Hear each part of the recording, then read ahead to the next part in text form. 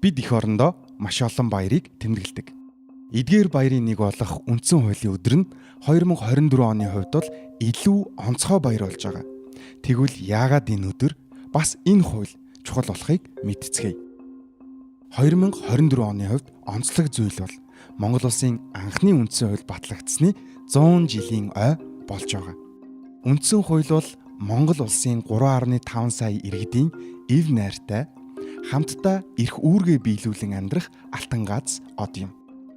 Биднийг дэлхий дээр байгаа 200 гаруй улс орноос тусгаар тогтносон улс гэдгийг батлах баталгаа. 1924 оны анх дугаар үндсэн хууль батлагдсанаас хойш Монгол улс 1940, 1960, 1992 онуудад үндсэн хуулиа тус шинжилэн найруулж өөрчилсөн. Тэгвэл дэртэйх 100 жилийн өмнө бидний баталж байсан анхны үндсэн хууль ямар өөрчлөлтийг бидэнд авчирсан бэ? Хаант төрийг халж, бүгд найрамдах төрийг байгуулж, ардчилсан төрийн үндсийг тавьсан.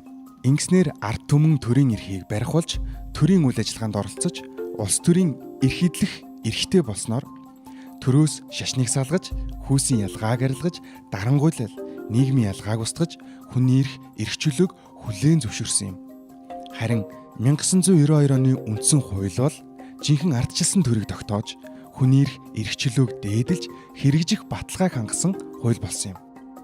Монгол улсын иргэн бүр түүх соёлоо сэргээн санаж, үндсэн хуулиа эрхэмлэн дээдлэе. Санан тунхаглах ирээдүй.